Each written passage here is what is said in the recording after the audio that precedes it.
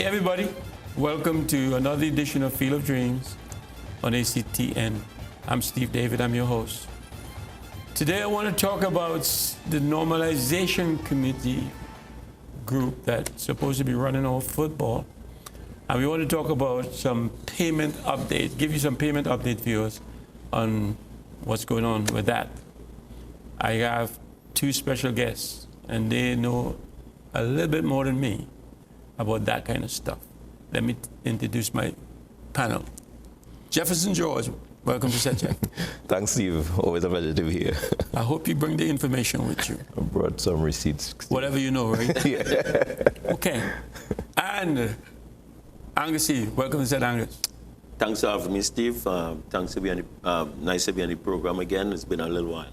It's been a while. I haven't seen you. What you been up to, running around? Well, George have me running all over Trinidad, advocating on behalf of coaches and players and administrators and stuff. So.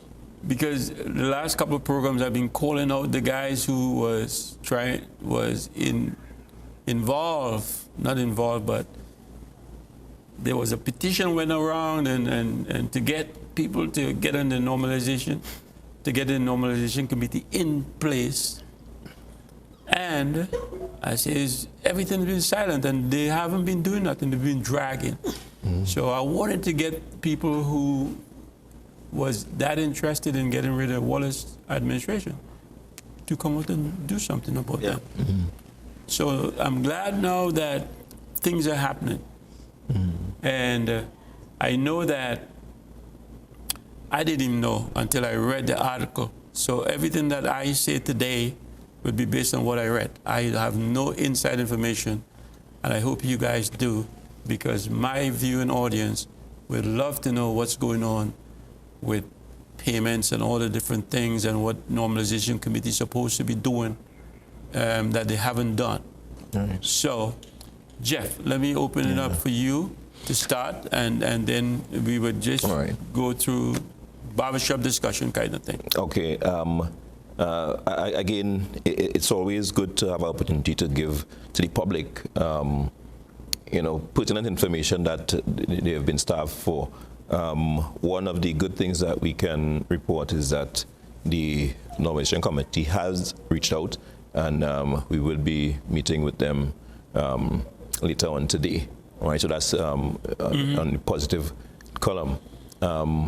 Another concern of mine is that because football existed, in so much back and forth, there's been a lot of, animosity and things always seem to be, up in the air, all right? And persons can perceive that this is just another issue, just another disagreement on policy.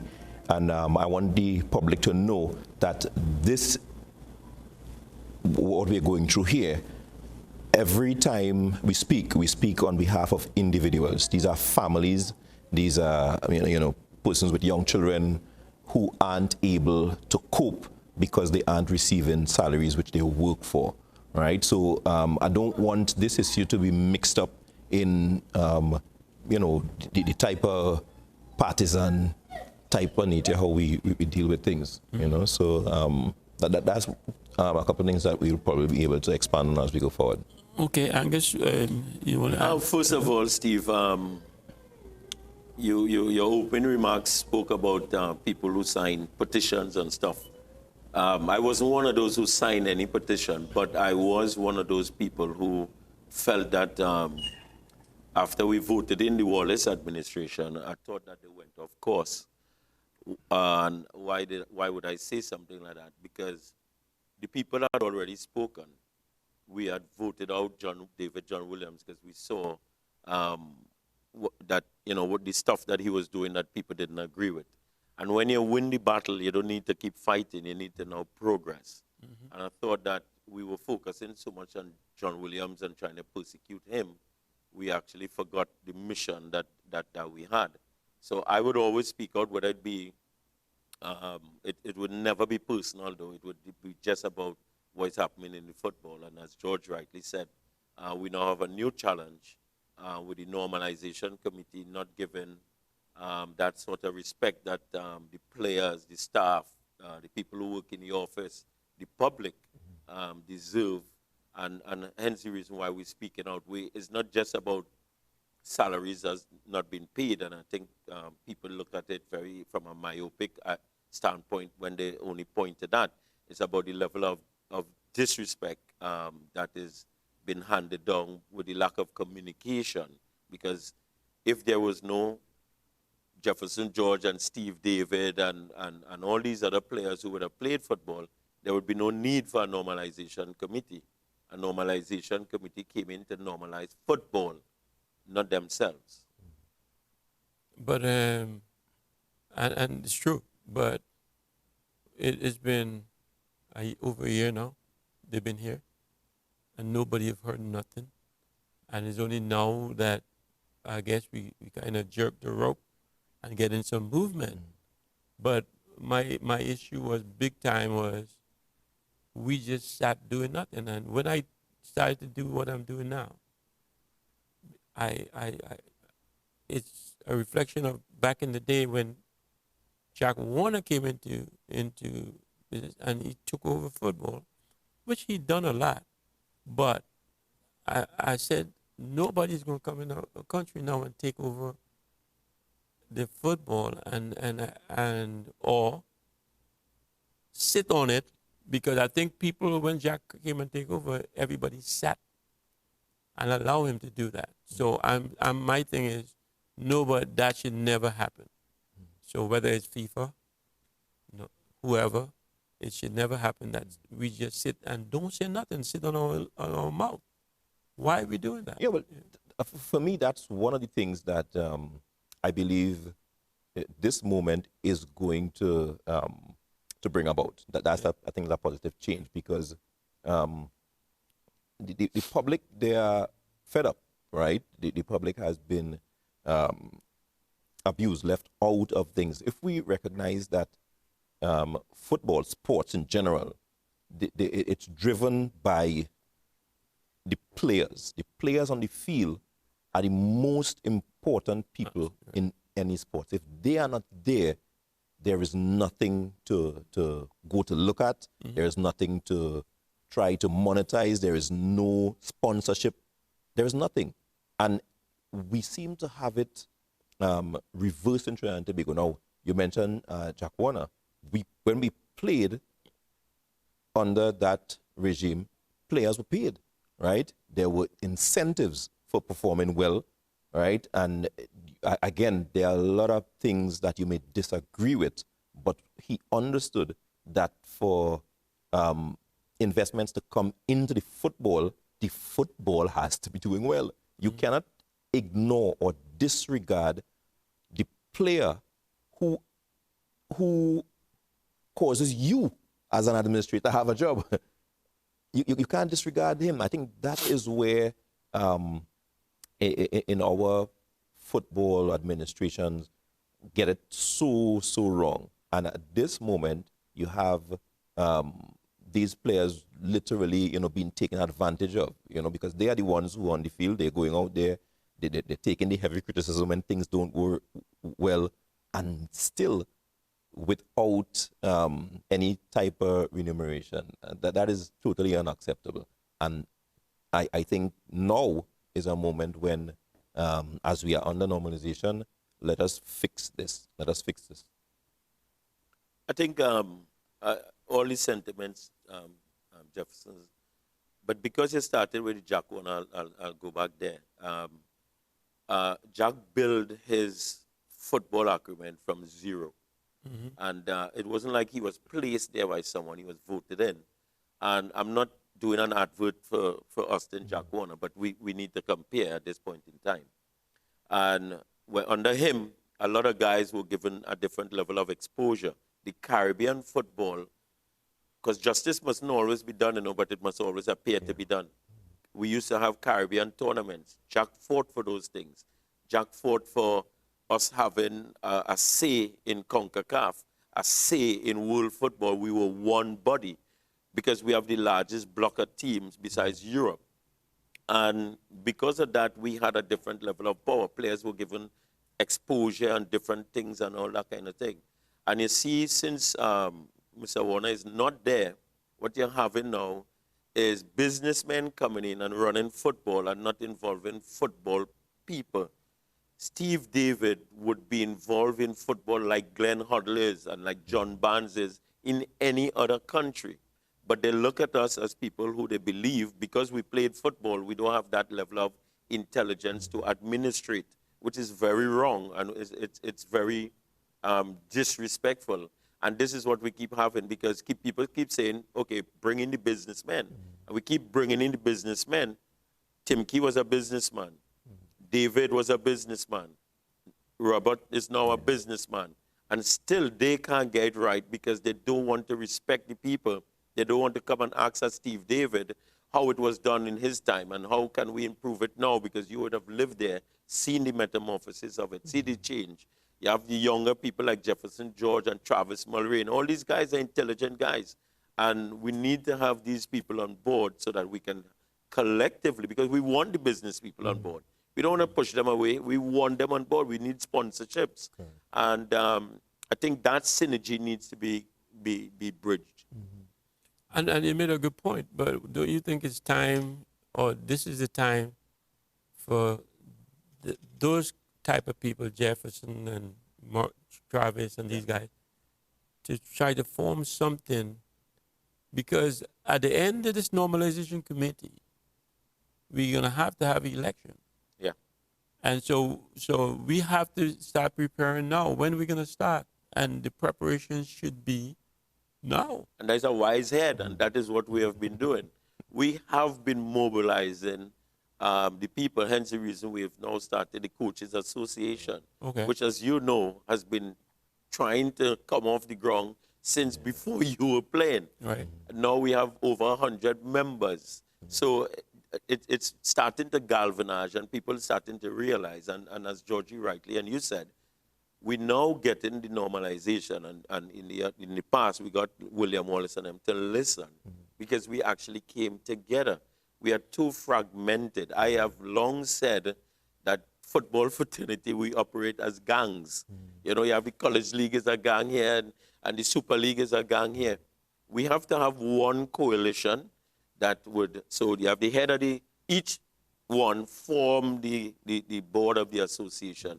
And then we meet with the technocrats and stuff like that. And that's the only how football can go forward. We need to come together and put our egos aside. That is so true. It is easier said than done, obviously. But I believe we have been committed. We have a very talented, committed bunch. These people who, would drop their personal stuff and really put their shoulders to changing the dynamic, the way things have not normally been. And again, sometimes out of negative situations, we can create positive things. And this is one of the things that I think serves as a catalyst for the Coaches Association and for us reaching out to every stakeholder in Trinidad and Tobago. And the feedback so far has been tremendous, right? People like Gally Cummings, Brian Williams, going back to even some of the older players, Bertil St. Clair, right? And Angus just mentioned it.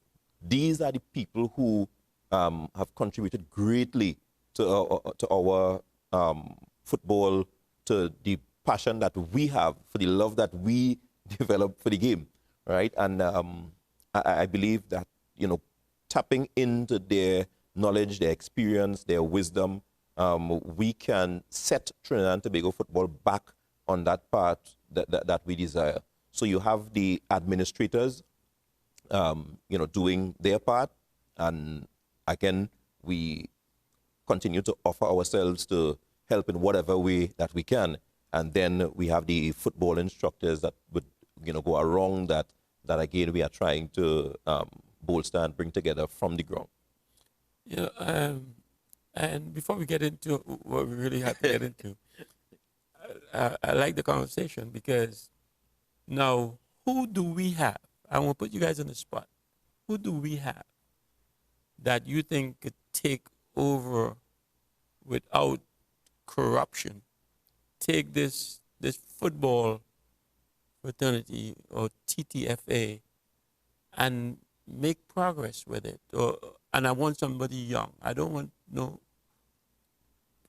businessman or, like you said, somebody in football who knows football and who has business head to make this happen. Give me any names out there. I actually been talking to, I mean, it wasn't a, I'll just say it like this. I think we have people like Marlon Morris. Marlon would have played for the strike squad. Marlon is somebody who is well respected in the fraternity. He has a good heart. He's a really, I think he's an honest guy. You know, sometimes they say these things and then they get in power and it changes, you know. Because we said the same thing about William Wallace, and no disrespect to him at all. I think he's an honest guy.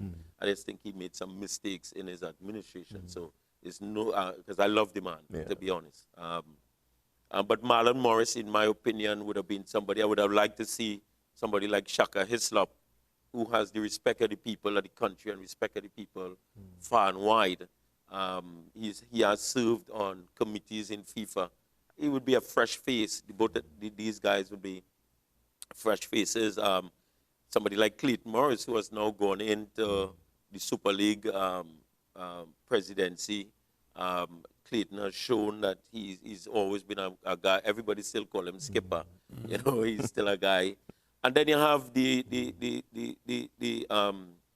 have the older statesmen, like like yourself. I mean, to back them up.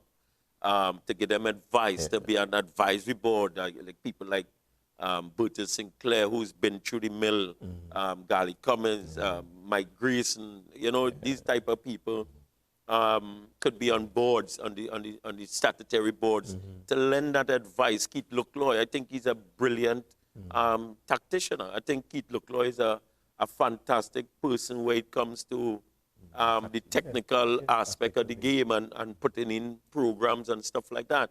You see, people tend to think when you talk about people in one light that you're personal against them. It's not personal. You're dealing with a specific thing at a point in time. It doesn't negate the strengths and the qualities that the individual actually has. Okay, this is a good time for us to take a break. But when we come back, we will pick up a little bit of this, and then we will get into what we really here for. Viewers will be right back after this.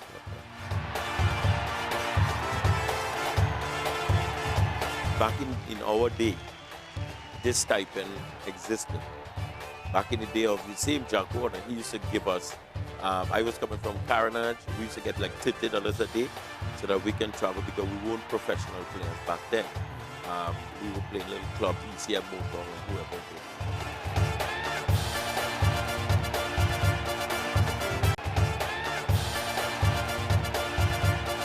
Okay, welcome back, viewers.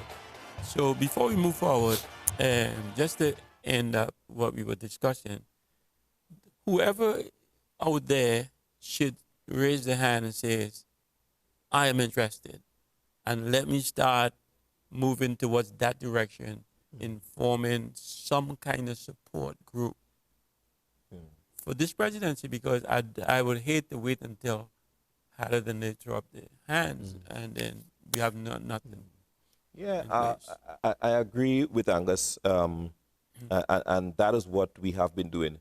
Now, again, we are formed to, provide support and to improve the conditions that the coaches operate in.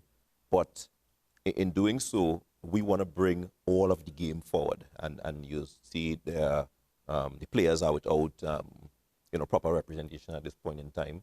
And we wanted to be able to impact all these areas. So that is being done. We are being used, and again, the moment is now where not just for coaches, but as you reach out, you realize that there are a lot. And while players playing is a difficult time for them to be involved in, advocacy and all these type of things.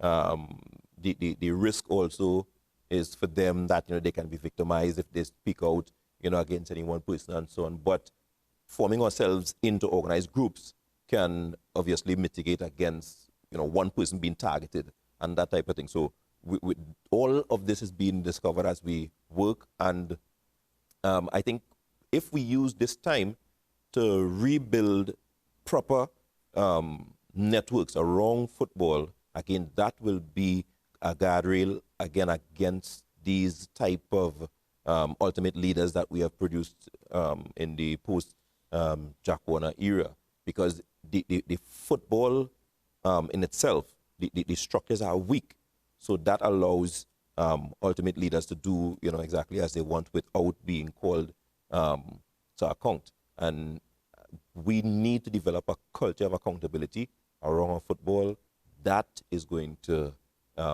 develop the trust that the community has lost, because anybody who comes to the game now, the public looks at them with a little bit of cookie eye, because I don't know, Angus said it, there are people who would go into the job and you expect well from them, right? I make no bones about it.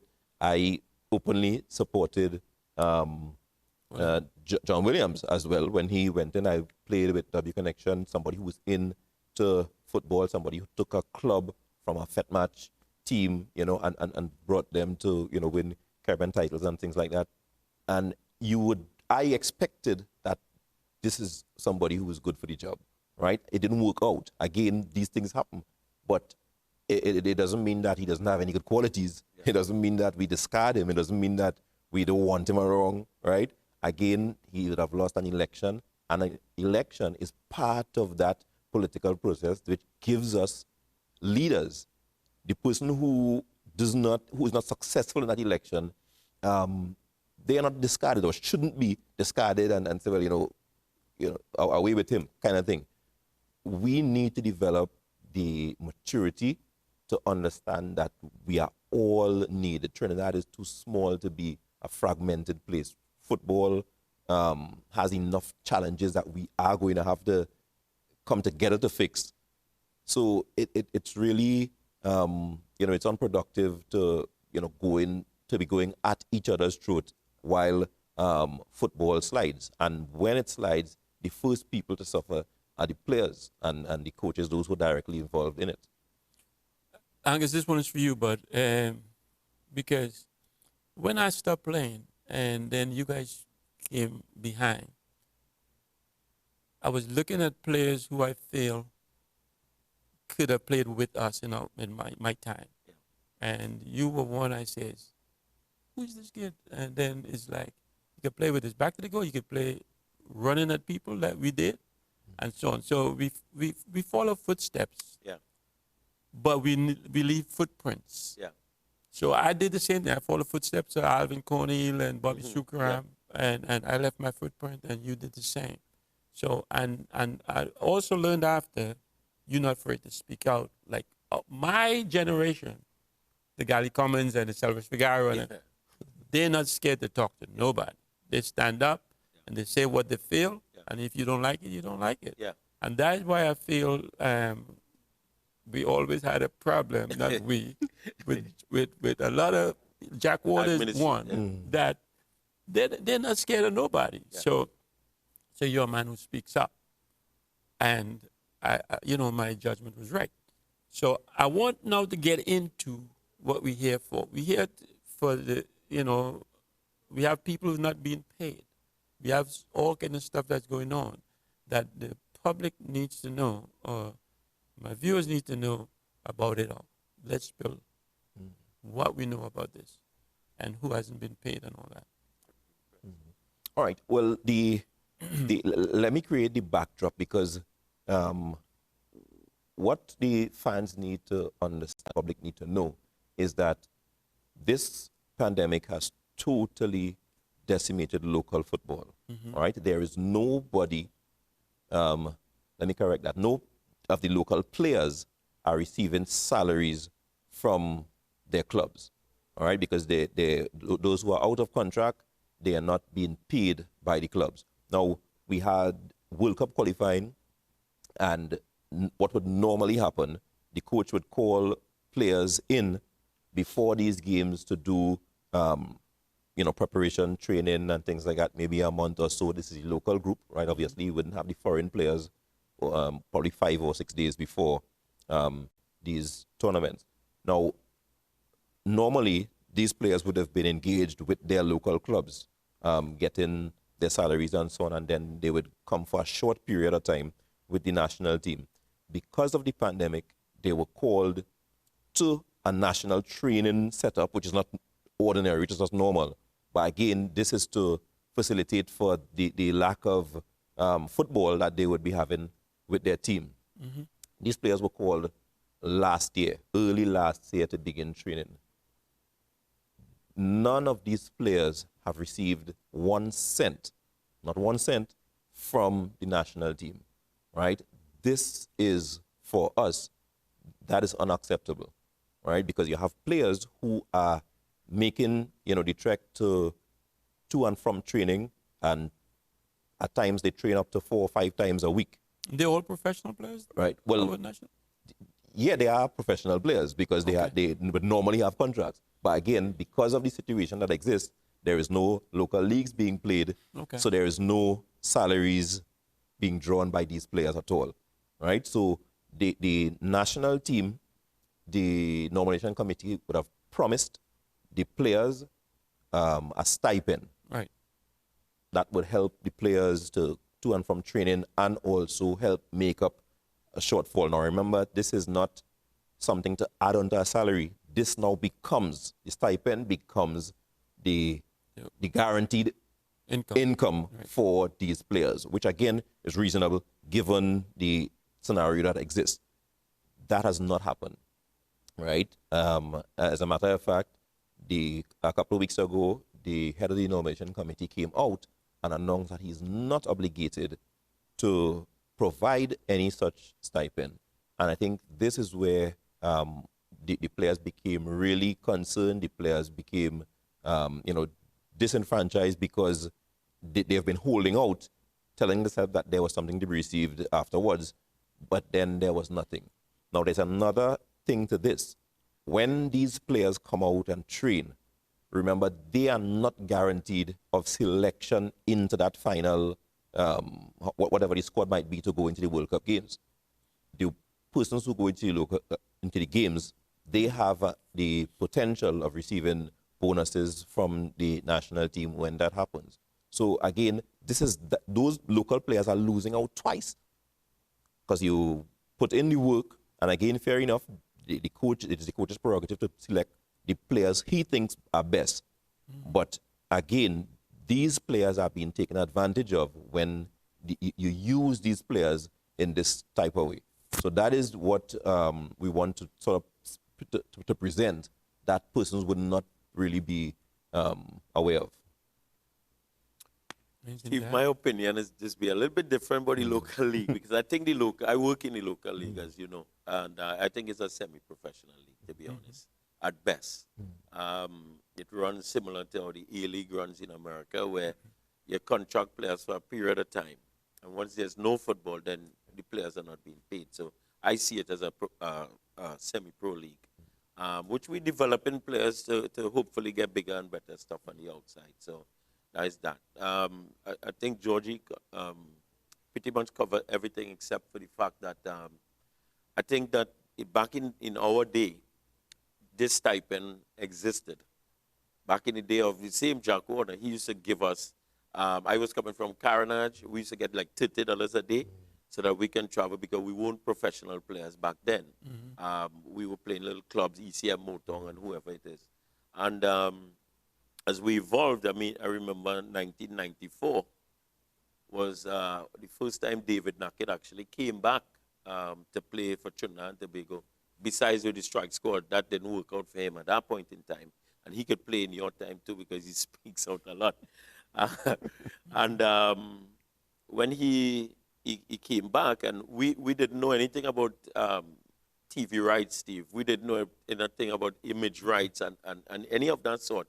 And David, in the '94 Shell Caribbean Cup, at that point in time, educated us on all these other monies that we could be getting. There were prize monies and stuff like that that nobody knew that we were getting hundreds of thousands of dollars for the Shell Cup. And Pele was here and Haviland was here. Brian Lara, incidentally, was making the runs in Antigua that same time. And we played in the Oval, we played Martinique. Nobody think that we could have beat Martinique, and we did. You know, we had them 7-2. And at that time, so we stood up and we started to be paid at that point in time, not just the stipend, but also that. And if you go anywhere and you work for any company and you go away, the company give you out of pocket. So all the things that we are asking for the players and for the staff and everybody is the normal stuff that happens in any organization and has consistently happened in the TTFA in the past. And again, because Robert and his team is not football-oriented people and they're business people, they need to ask the footballing people what are the best practices that you could. My boss has a construction company. He sent workers out. They gain out of pocket. They gain podium and all this kind of thing. So it's normal practice. What we are asking for here for the guys is not anything that is astronomical. But national teams expect clubs to pay them their salary because they're playing football. And then when they go on trips, they give them a per diem. Yeah. And all of that. Yeah. So you say now, we're not playing football. Right. And we just need per diem for the players so they can eat. Yes. Yes. And so on. And they're not in agreement with this? They're not in agreement. Apparently not. It was in the press. They said they'd never budget in FIFA for it. And I think that is totally unacceptable. For instance, we had a boy, Calvin Henry. He's a goalkeeper. He was with the futsal team that just leave about 2 weeks ago or something like that. And Kelvin was training with the team, but he's living Point Fortin. The training is down in West Morins in the international school. He's the best keeper that they have, and he's not with the team. The team got 7 and 8. Who knows if Kelvin was dead, who the coach said was the best goalkeeper for the futsal, but he couldn't pay to go to the training, and he got a job in a construction site. He had to live. He can't forego his living for going there. And not to be over melodramatic, but at the end of the day, the normalization committee of themselves, they're getting a salary. So, you know, it's a bit disingenuous if you feel that the player shouldn't get something, then you should be doing the job for free also, if you think that the player shouldn't get it. Yeah, I think that is the point that we want the public to understand. Because if it is that these players, the staff, this is a job that they are doing, right? This is a job. It's reasonable that when you work, you are paid. That is not something that is a foreign concept. As we mentioned, they are business people and they come in. And in any of their businesses, when people work, they get paid. You have different payrolls. Some people get paid fortnightly, weekly, monthly, right? There is no such cycle where you receive salaries 2 or 3 months after you work for it, because there are bills that are due every month end. You know, that those are the normal cycles. And I think that is what we want to get as a basic standard. When people do work, they should receive their salaries. I don't think that is something, as Angus said, that is. But this was negotiated, you guys saying that he promised to pay? Yeah. Well, okay, so... Or he didn't? The players said, and we want to be clear on that part, Yeah. our stuff, the coaches' stuff, we have stuff in writing. Yes. They paid us half last year in December, it was. We were owed since March of last year. We were paid half in December. And we were promised the other half within the first 3 months of this year. That has not happened. The players came to us because I guess they're seeing that we are representing ourselves well. And probably we could, tap into this group to help us also. and the players reported to us that they were promised, and the players, it was on record, they put it in the press, that they were promised by Mr. Haddad and his team that they would get a stipend, and then no stipend was forthcoming. And I can see that's wrong, but on Haddad and this side, they probably saying that's not. I'm not obligated, because when we practice, when national teams practice, again the club team pay them, they give them the time. But in best practice, Steve, even if you're in the English national team, they also we reviewed it and we researched it. The teams do get allowances. Yeah, allowances. Yeah. That is normal best practice. Right. Well, so who is negotiating with? Somebody should take it up and negotiate. Is that what you guys doing for them, for the players? Yes. We have taken it up to last night. I was able to get on to Kaleem, who is the captain. Right. And again, they are currently working on something to put that type of representation structure in place, but there is no dedicated group that does that. So on this, we are acting on their behalf. The local players as well, we have reached out to.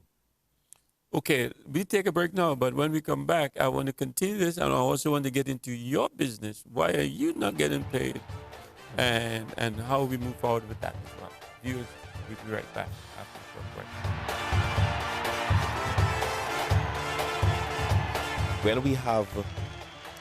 When we have issues concerning the salaries last year, they addressed it 2 days before Christmas. We were able to receive 50%, and we are looking forward to that balance being cleared off.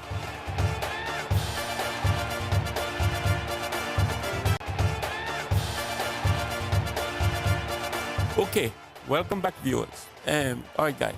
So we letting the normalization committee off the hook big time. If they're not paying the coaches, you're supposed to have had money. You work till we in May, and without payment, and now they're not paying the players, so they feel it's we can do them what they want. So somebody in your group, as the coaches, or you guys need to get together and make this happen for you and the players. No? Yeah, well, that is what we have been doing, and again, we have been reaching out to them. There was a period where we weren't getting sufficient answers. There were periods where we weren't getting answers at all. And at this moment, as I said, they have reached out and they are willing to meet. So when we have issues concerning the salaries last year, they addressed it 2 days before Christmas. We were able to receive 50%, and we are looking forward to that balance being cleared off. The coaches, again, if we understand it, they are not working, they are not employed, they are not able to use the abilities, the skills that they have invested heavily in all their life to earn a living, to take care of their families. And again, we find it so unusual that somebody who is in charge of an organization would hold back salaries and wages from persons who dedicatedly work for it. And at this moment, the questions that we've been asking, because again, it's hard for us to understand why that period would be so long and so drawn out when we are looking at something as salary. Salary is something that was already agreed upon. This is not something to say some policy, some new thing, right? Which again, if they need time to deal and sort out these things, we're willing to wait the time for those things. But on the issue of salary, there's persons who are waiting for that funds now to do things that have long been expired. I'm surprised, I guess you guys didn't put tools down and say, hey, we drop it. what happens, Steve, is that they're using because in the pandemic we can't train. So we started training and then training had to stop because no fault of theirs this time because it was the pandemic. For instance, if Jose Mourinho works for Tottenham Hotspur and he's fired, he's paid the other 6 months that is left in his contract. One chain of thought, and whoever is advising them, they didn't work for those other months, so don't pay them. But we have valid contracts. So that was one thing that we had to work through and stuff like that. And the other thing was that because of the pandemic, and they had the court case going on with the TTFA, and it was going back and forth, and accounts couldn't be used. There's still the issue of other guys who are owed. They're free to put the money in the account. But at the end of the day, FIFA money is not used for debts. Correct. And the reason why we're speaking out so vehemently now is because if we wait until the next tranche of FIFA money comes, we now become debt. But the money that was approved last year from FIFA was to pay us, right? And all the other stuff that they would have had to pay last year. And hence the reason we, as you rightly said, we probably waited a little bit long because we gave them time to organize themselves. And it's only now that we realize, and you have to remember, Steve, we're in a pandemic, everybody talking about health and jobs and what have you, and nobody really takes on sports seriously except sporting people like ourselves. And it's only when the team goes on the pitch and winning a game, then you see people come out and wave a flag. But they don't know the journey that Steve David would have to go on through, or Jefferson George, and they don't care. They want to see you play and perform on the field, and that is the bottom line. But we saw in England and in different parts of Europe, when the owners wanted to do their own things, and you saw that the people came out, and they had to apologize to the people. And this is where we are now. You know, we honestly believe Robert Haddad doesn't know, and we believe that the people who is advising him wrong, and that is why. And we thank him. We not thank him, but we see a little bit of subtle changes where now he wants to listen and he's inviting us to meetings, and that is the only how we can go forward. And you guys you need to put your foot down, man. You cannot continue because we make it bad. No, but Steve, we have given, Angus mentioned it, we have given the benefit of the doubt, right? So the actions that we take from here is taking everything into account, right? Giving him an opportunity to, as he would have himself would have admitted, to acclimatize to a new type of role, because although he's been in business, I can imagine this would have been a real baptism by fire, getting into this is totally different. And we know that those things take time to adjust. Getting his feet wet, looking at what he's into, interfacing with the media, which has been a particular challenge, right, where information is concerned and stuff like that. But we did, and we still do, give him the benefit of the doubt, right? We cannot, as you said, wait indefinitely, and we would have to change strategy from time to time.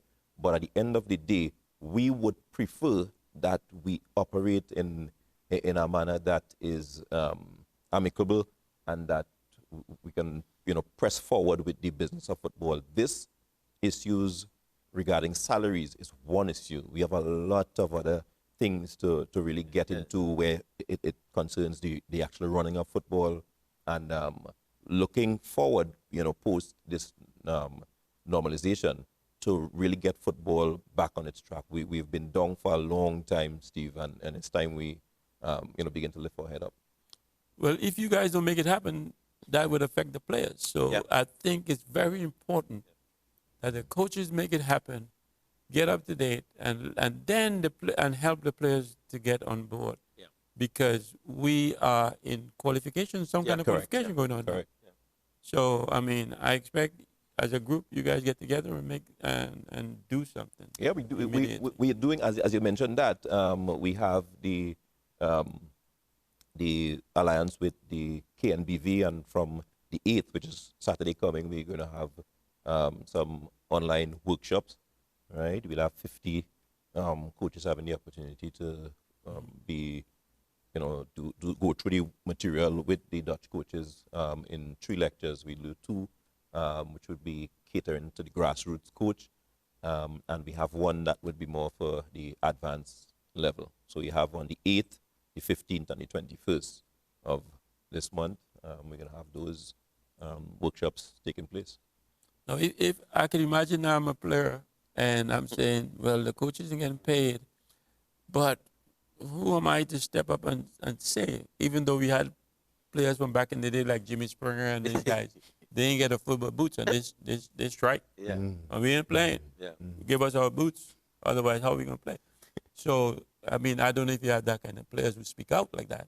There's a couple of the guys, but it's a little bit different because they're not as cohesive as we were back in the day. And but what I could say is that the reason why we want to put ourselves forward because we don't want the guys to be victimized. You know how that is go. I got you. So we don't want the guys to be victimized. So we are taking the stance with them. We are going to go. That's why we made sure that when we got the phone call initially, we thought that we had to reach out to Kalim, him and Sheldon the 2 was representing the players at that time, but they are abroad. So the guys here would call in and asking for representation. And so we could make that stronger representation on their behalf than one of them going up forward. And, the easiest thing for them to do is leave them out. And the important thing is that we now have the technical staff of the senior team on board because they are members of the association. And they see the value in giving the players the help and the support that the players need. And I must shout out Mr. Griffith, the police commissioner. He comes in for a lot of licks. But in this case, with the football, he really is doing meals. He's doing transport for the guys, and he's plugged a massive hole. He can't get them stipend, but he has given them, a sense of comfort in a way, and people must get credit where credit is due. But at the end of the day, we will be making a very strong and vigorous case, not just because if I'm coaching you, Steve, and you come hungry, and I have you running all over the place, so we have to advocate on behalf of the players. It's mango season, so you can go. But question, why are you practicing in the north? I know you live in the north, Angus, but why is it all the way north and not like central? Again, That's a good question. And because of the facility being provided by, again, Mr. Griffith, is where they can train. So, Atto Bolden is not available? I don't understand it either. I'm a North man, but I'm a South guy also because I work in the South, so I know about traversing. I don't understand it. I don't know if it's because Mr. Griffith has really good facilities down there, and maybe because it's in the police barracks, it can be controlled with the COVID. I don't know. But yeah, we have the home of football, which is in Couva. It's more centralized. I think it's more even for all the guys who come in all around. It even have dormitories there that they could probably put the guys up. You could train twice a day. Utilize it. Put some food there. They could train in the morning, they eat, and then they go back in the afternoon. So, but I don't know. But those are questions that we would ask. Yeah, because I thought that facility was built for something like this, for a national team to come and they have their own home of football, and we're not using the home. Well, it's a step-down facility for COVID right now. So. Oh, it is. Yeah, they use it as. Okay. Maybe that's it, right. Let's hope that's why. But they could alternate, maybe 1 week here, 1 week there, or 1 day here, 1 day there. That would help out the South guys. Yeah, of course. But those details, as Angus said. We're not too aware of what the thought behind using that facility was. But I mean, we could assume that it has to do with with that ability to control the environment. And again, as I said, the commissioner who has been providing a lot of support if he has a quality facility there and also providing transportation to the facility, again, I think the logistics probably worked out itself. That would help the commissioner as well for those he getting some unbiased or biased licks from the public like running football. So you have to help him in that regard because he's taking that, he's providing, but he's taking licks for it. Yeah, yes. Well, you know, damn if you do, damn if you don't, you know. The truth is, you can't really win. Right. You have to try to be, you know, as helpful as you can. And I think in this case, the boys are seeing it as definite something that they appreciate. Right. So, what else, like you guys uncover or, you know, that is creeping around that could manifest itself down the road? Anything that other than? I think one thing that we are also disappointed in, I don't think we think that foreign or local. We're not going foreign or local or racism or things like people saying. But we're saying that our guys can get an even chance to get jobs in Trinidad, especially in a pandemic. And if you're purporting that you do not have funds, the local coaches are more susceptible to work for lesser salaries because you live here. You probably have your vehicle already. You're living in your own home. You don't have to look for all those facilities for local coaches. And they have consistently, since they have gone in, hired foreign coaches. And we think that our guys are capable, qualified, and should be given an equal opportunity just as the guys abroad that will be given. Because when you say guys are abroad, I'm from Wales. I'm learning what I'm learning in Wales. I'm from Trinidad. I'm learning from Wales. So he's a local also in Wales because the guy not coaching in a different country. He doesn't have a big contract in Italy. And if he does, would he come here if he has a big contract in Italy? So then what you know, the level of exposure that some of our coaches have is actually more than some of these guys who are actually coming into the jobs. And for us, that is not equality, and we're looking for equality for our coaches. I'm glad you mentioned that because I'm seeing foreign coaches being hired, and I'm sure they're being paid. And also, what happens at the end of this normalization?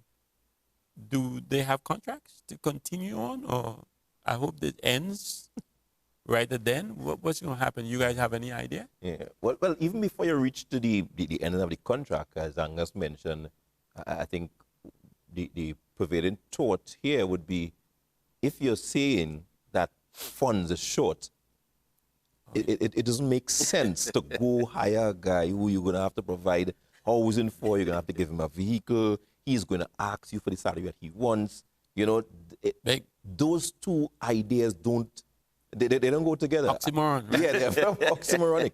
You know, and again, they're trying to pass that off as though it's normal, right? As Angus said, I have huge confidence in our local coaches. I think if we are given the opportunity, we will do well, and given the opportunity and the support. And again, it's reducing the opportunities that the local guys have. I think that's not something that will serve us well going down the road. All right, I have 1 minute, but I'll give you 30 seconds. Any appeal? Anything that... I just think that we need to respect each other. Stephen, as you know in your journalist department, we as coaches, players, and administration, we just all need to respect each other.